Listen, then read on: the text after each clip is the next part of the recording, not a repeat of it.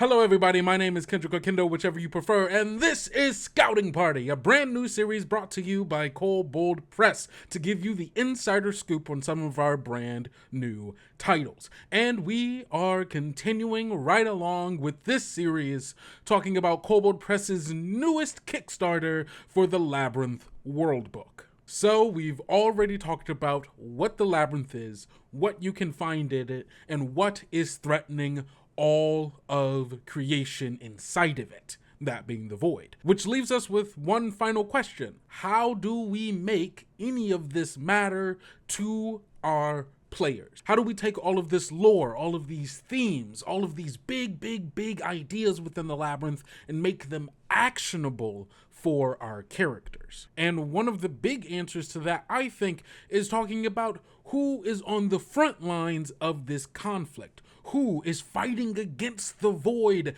beating back its cultists and forces, and, well, who are those cultists and forces to begin with? The people trying to hold the labyrinth together, and the people trying to tear it apart and rip it to oblivion. This is the meat and potatoes, folks. These are the factions of the labyrinth. I had the pleasure of talking with our Kobold-in-Chief, Wolfgang Bauer, and writer and designer Richard Green to talk about what makes these factions tick. What are their goals? Where do they reside? And how do they come into conflict with each other? Now, there's no time to waste. The scouting party has returned. That's me. I'm the scouting party. So let's dive in and meet the factions of the Labyrinth.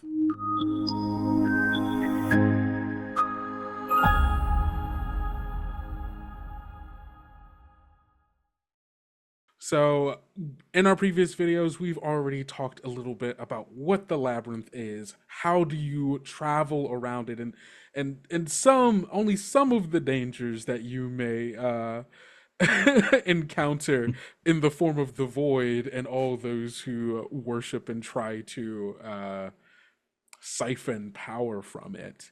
But there are many other factions, groups, organizations, and people who call the Labyrinth their home and more or less operate in it on a pretty continual basis.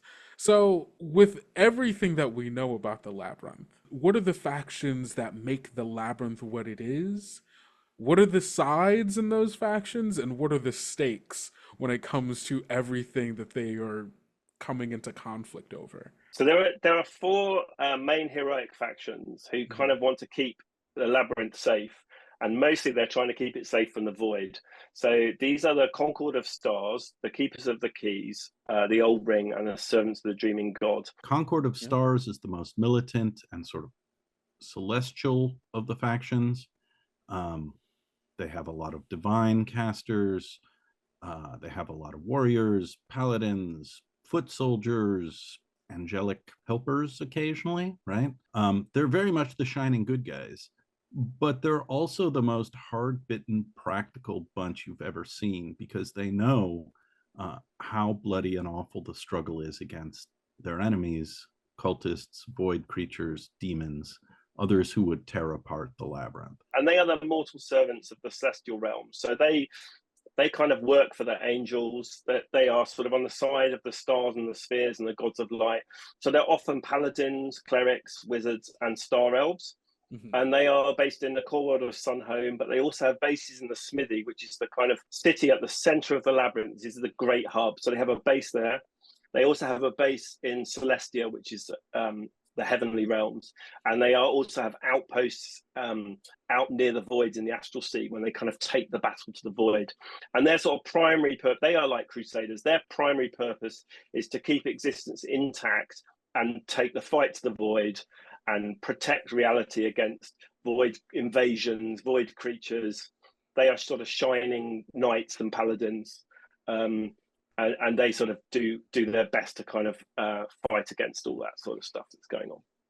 That's so good. And, it makes sense that, the Warriors of Angels would come down to try to make sure that the multiverse wasn't actively falling apart at any given moment. Absolutely, yeah. They're kind of the front line, right? They're the ones who grab the swords and grab the healing potions and get it done. So it's easy to characterize the Concord of Stars, or the Concordans, as they're often called, as, they're just the army of the labyrinth, but it's not really true. They're also the most hard-headed realists. Where the other groups all are they're a little removed from the front. And the most removed from the front are the keepers of the keys. These are the wizards and arcanists who forge portals, who keep connections between one place and another in the labyrinth, who draw the maps, who do the research, who do the magic, who build new portals and seal them. They make devices like void detectors, and they make scrolls and magic for others. And they have the largest city in the labyrinth, the bottled city called the Smithy. So they know everything. They're the smart ones. But battle mages, yeah, sometimes. Mechanists, absolutely. They are also tightly allied with the mechadrons, who are, of course, sort of a machine species with a secret plan in Tales of the Valiant. The third group is the Old Ring, and I love them dearly. They're the druids, the elders, the rangers, the giants, the bear folk, the minotaurs. They're tough. They've been around forever. They all speak druidic, right? Like they're the nature bunch. And in a place like the labyrinth, there isn't a lot of nature. They have entire worlds connected by the world tree Yggdrasil, right? That's they don't even always call it the labyrinth. They just say we're traveling the oak road, we're traveling the world tree, we're connected this branch and that branch. These are different worlds. Dragons are their special friends. I love the Old Ring. They have a home base and a druidic college called Dragonhome, which is described in the Labyrinth Worldbook, and it's kind of a great place, and we could probably spend an hour talking about it, but but they also have giants on their side, and they're just, when the Concordans can't get it done and they need to bring in like the really heavy hitters, they go to the elders and they say, listen, we've been fighting to save this world, or there's a void outbreak here, or we just need help. When the Old Ring decides to get involved, that's kind of it, right? They move out and they crush stuff, but they're slow, and they're mostly involved in doing other things like growing new worlds. Right. And the fourth faction, hoo boy, could they be any more different from the Concord of Stars? Probably not.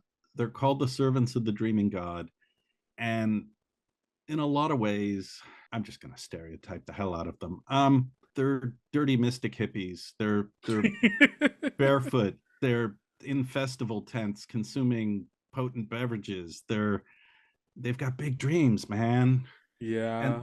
And the thing about the Servants of the Dreaming God, like, you can sort of laugh at them as, oh, you're just a bunch of pilgrims, you smell of patchouli.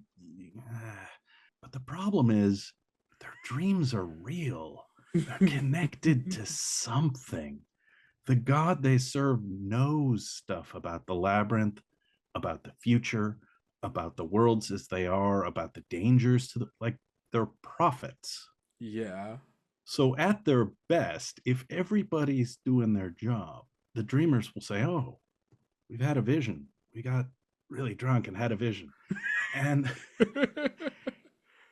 and they'll know what the danger is. And they'll say, hey, keepers, we had this vision. And the keepers say, oh, well, we've looked this up, and this dream has occurred before, and we have some ideas about what this might be and where it might be. And they'll, say, hey, Concordans, we had this dream, and the keepers say it might be real, so could you go look into it?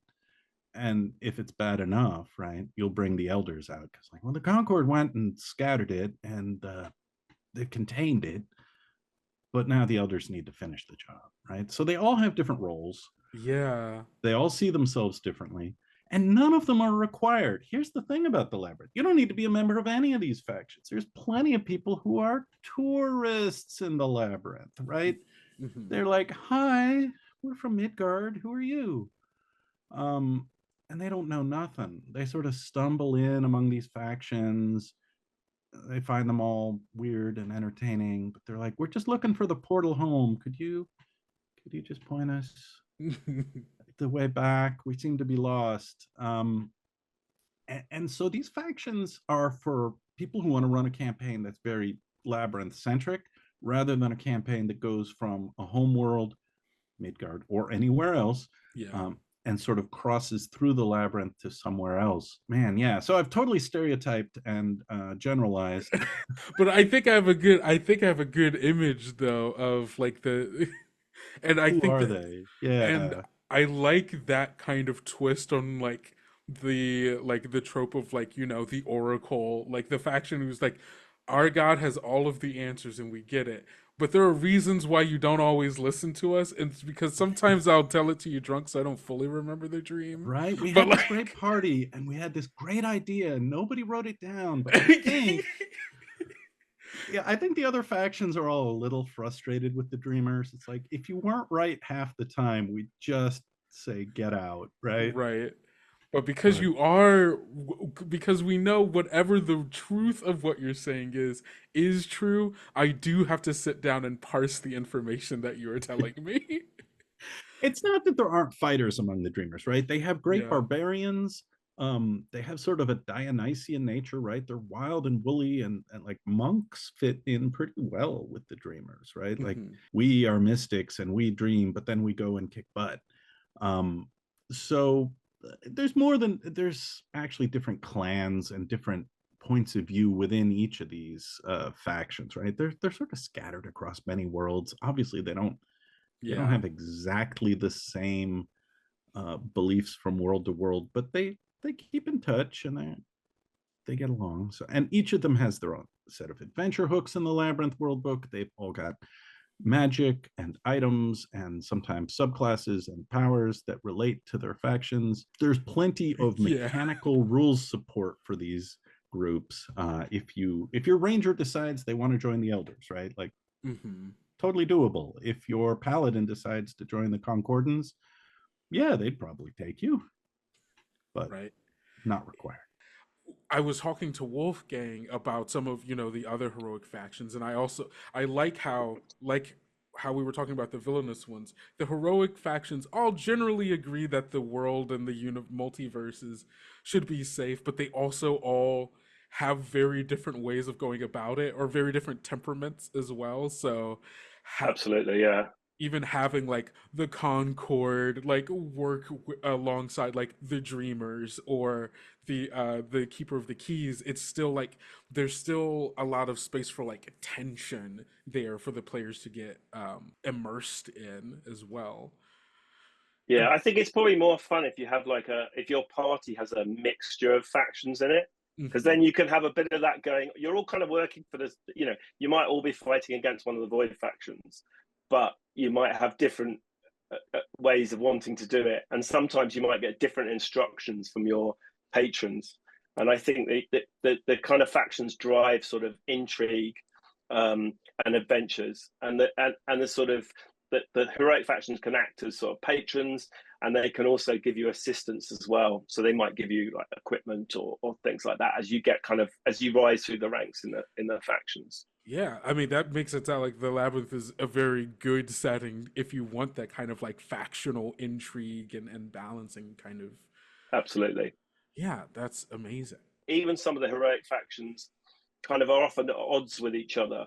So Hmm. the old ring quite often doesn't want too much in the way of sort of civilization. They want trees being chopped down. So they kind of sometimes come into conflict with the keepers of the keys and people who want to make lots of forges and or the kind of gear forge and that kind of stuff. Right. So there's a lot kind of going on in between the various factions. Yeah, and I like that leaves a lot of space for like good like heroic aligned factions to come into conflict, and also a lot of the villainous factions to come into conflict as well, because the Absolutely. villains all probably want things their own special kind of bad. Exactly. Can you tell us a little bit about some of the factions that you worked on? There are three villainous factions who are tied to the void, and they basically wish to utterly destroy the labyrinth and all of its many worlds.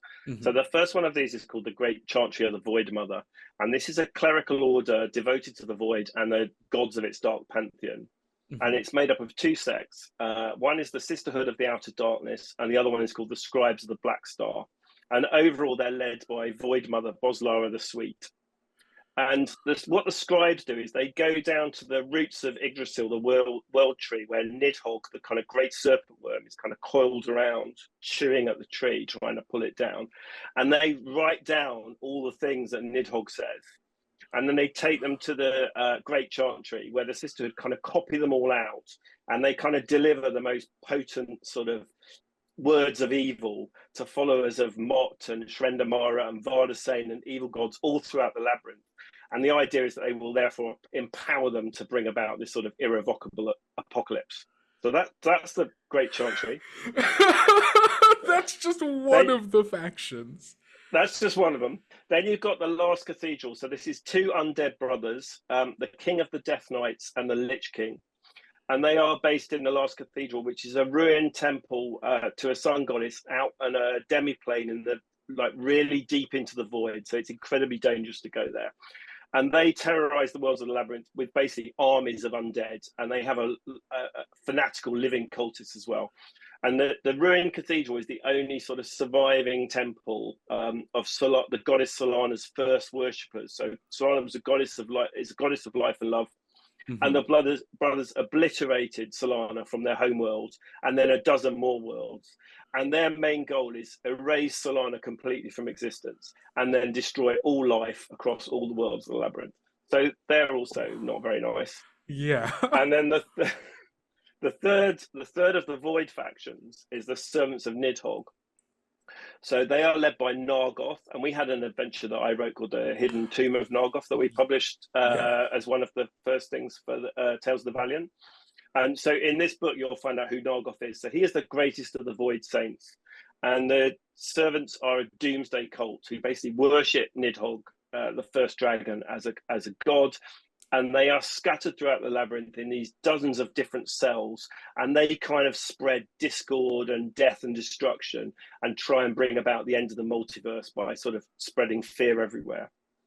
And then the fourth one, which I mentioned a bit earlier, is the Infernals. And Wolfgang wrote these. So we've talked we've talked a lot about these heroic factions, right? Yeah. I know that you also worked on one of our villainous factions. I did. Most of the villainous factions are by my co-author, Richard Green, but one of them is my baby.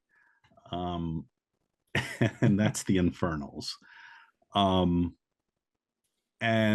I have always enjoyed the intelligent villains, right? Mm-hmm. And so the Infernals are, well, they're devils and devil adjacent. They're Siderians, some of them, right? Fiendish mm-hmm. Siderians, in Tales of the Valiant terms. And their home base is not really the labyrinth, but the Infernals are friends and allies to the rulers of the 11 Hells, the archdukes and the counts and the barons and the marquises. And they're not as evil as you think. Like, they're not the Void. Right. They're not trying to eat your world. Heck no. They're trying to keep their 11 Hells pure, orderly, and producing value for higher up Infernals. Right? They're not good guys. Right. They're not even really nice. But they can put on a smile and make a deal with you because they've been around a long time. Frenemy is maybe too kind. They'll rob you blind, right? But right. So in the labyrinth setting, there is one particular hell that heroes might visit more often. It's called Tyver Sarok. It's not all flames or ice or pitchforks. It's inhabitable without additional, safety gear and asbestos. Yeah. You can just visit the hell of Tyver Sarok and they'll say, hi, welcome in. That'll be 3 gold pieces entry fee and a 3 gold piece passport fee. They'll try to fleece you and they're like, oh, you want to meet so-and-so? Well, it's a 1-week wait and here's the end. That'll be 50 gold pieces a night. Right? Like, they'll run you through the bureaucracy, but you can talk to them and they have resources that people in the labyrinth like. There's an archive of worlds where they've cataloged worlds that are extinct or gone or dead.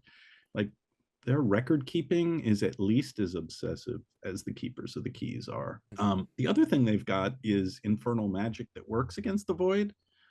Somehow they have kept the hells from being corrupted for millennia. They've got to be Yeah, doing something right. right? And some of them are just charming as all get out. So they're good spies, they're good rogues, they're good assassins. Um, the Infernals are kind of the tool that people go to when they're like, we're all out of ideas. You know, the Dreamers have passed out. The Old Ring doesn't want to get involved. The Keepers of the Keys read all the books and there's nothing in it. And the Concord of Stars, like they're out of rations and their boots are worn, right? Like, who do we ask? Well, let's ask the Infernals. Maybe they've. So they're, in campaign terms, they're the dear game master, we would like to buy a hint, a clue, please. Well, you can go to Tyver Sarok. Oh no, do Oh, we not have the to? devils again. The devils, they're a lot of fun to play, right? You can ham it up. You can be a little mean. You can fleece the player's pockets, or you can say, just sign here. We can make this deal cheaper. You pay in installments.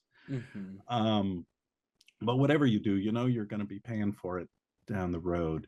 I love just like how each of them are so catastrophically evil, where Yeah, they're all like, we want to destroy the world but our own way, or they're the Infernals and they're like, we just want to yeah, destroy other people's worlds because we're good. yeah, It's yeah. it's like there's just so much there for like any adventure that someone is doing, either within the labyrinth or just a world connected to it, can just pull on any of these factions to just pop up one day to be like, hey, we're doing Sure. our own thing, don't worry about us, we're just going to destroy your world, it'll be okay.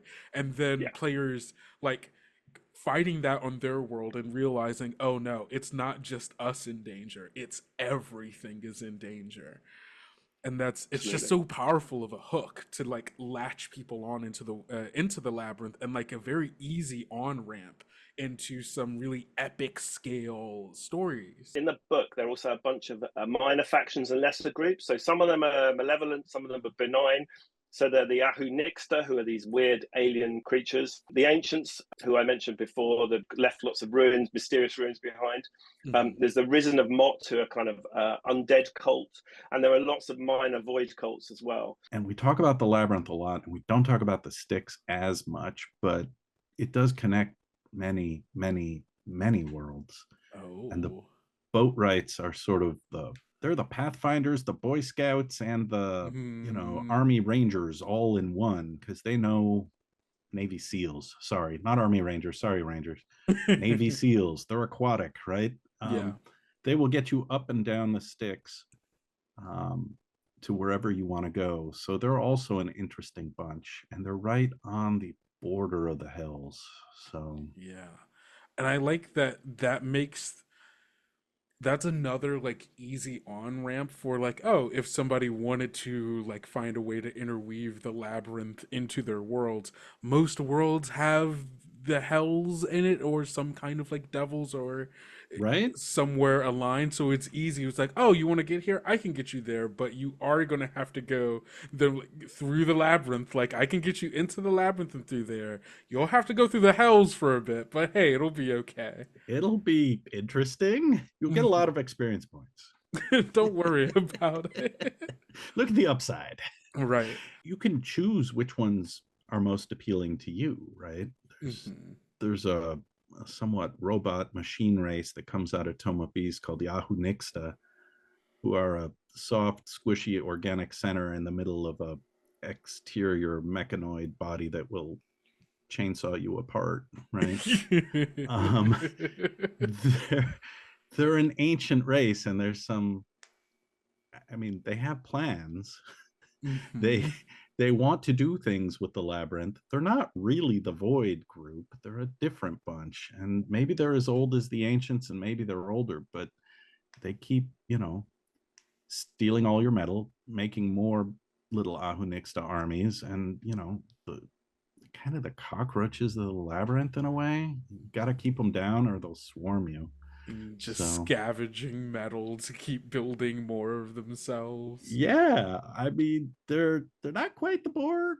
They're more like, no, Yeah, they're in Yeah, that they're machine in that. horror category. And Yeah. again, it's a flavor you can add to your campaign or not, right? But it's got huge support. There's like 6 or 7 major types with full stat blocks in the Toma B series, and there's some more lore and canon and hints about their plans in the Labyrinth Worldbook. Yes, and there's just so much here. Like as you're like just listing off all of these factions and all these things that they're connected to, like the labyrinth is huge, and Yes. that allows GMs and players to add to and take from as much as they want because there's so much space to play in, which I Yep. think is And if great. you need to trash a world for narrative reasons, it's available, right? Hey, they'll just grow a new one. We'll grow a new one. Oh, it's a shame about that world, isn't it, Benny? Oh, yeah, it's a shame. Let's get a new one. Let's get a new one right on in there. And so, with all of that being said, what is it in your eyes that makes the labyrinth a good setting for someone who's looking for perhaps like a faction driven campaign, trying to have their Sure. players tossed between all of these different powers that be that all have their own agendas, and maybe the Right? players even having their own. I think the joy of the Labyrinth as a faction driven campaign is that every faction has something to offer, right?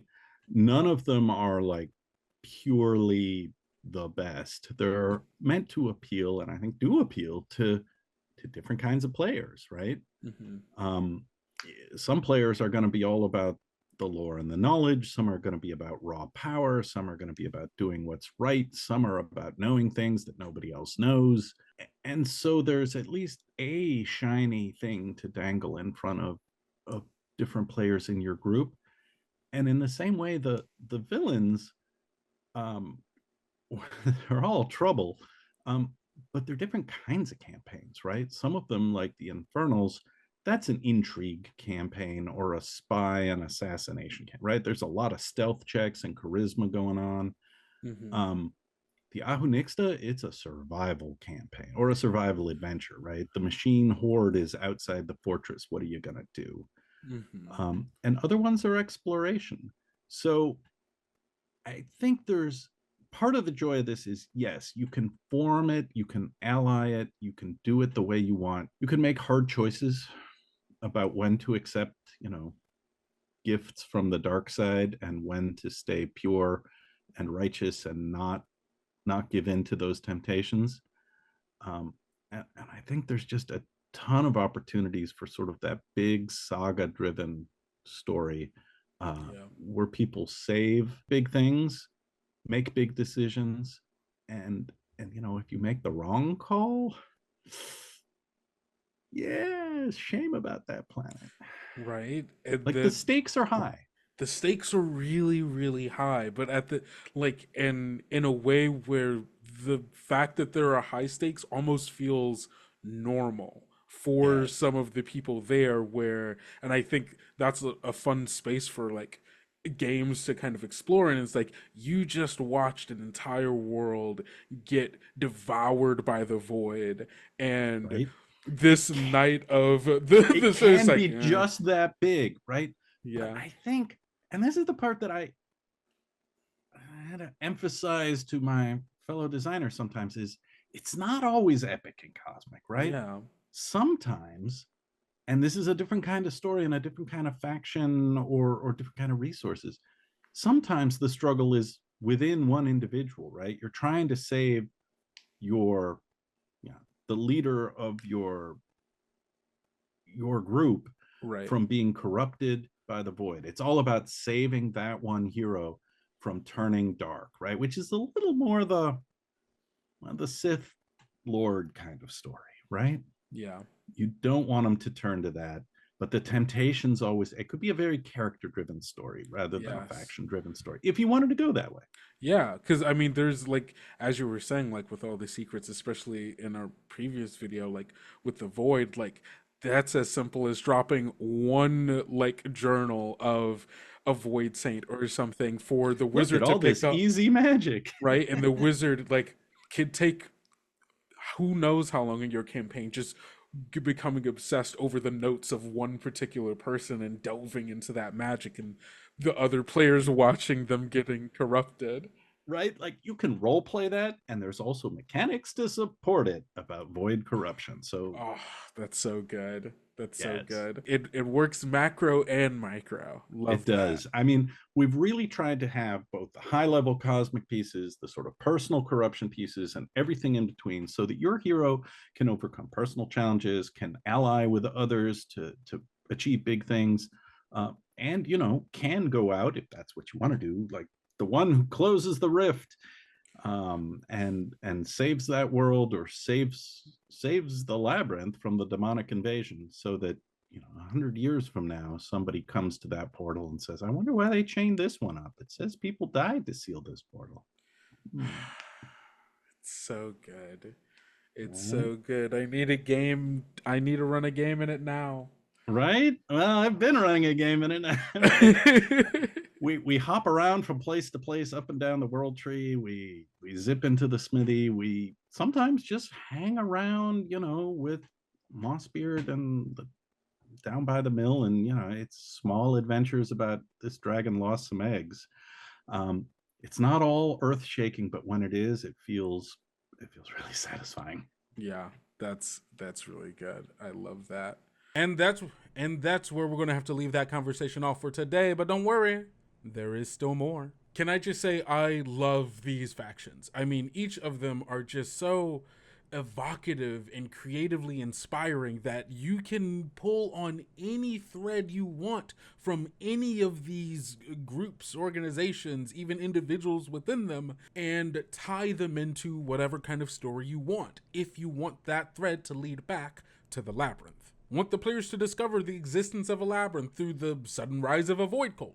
You can do that. Do you want an angel of the Concord to fall down from the sky after some labyrinthian battle pushes it through a high-flying portal? You could do that too. Maybe your world is relatively new to the labyrinth, dreamed up by one of the servants of the dreaming god, and now they are here to usher you into building a connection with the labyrinth before the infernals get to you and sacrifice your world to the void. There are just so many options and so many angles to come at it from. It like my mind is just brimming with ideas for how to use the labyrinth in my home game, regardless of if I fully want to drag the characters in all the way or not. And even the mere possibility of players being pulled into the machinations of any of these factions. I mean, it could be one of them. It could be more than one of them. Each of them could have their own faction that they're aligned with, or each having their own faction that is trying to pull them in,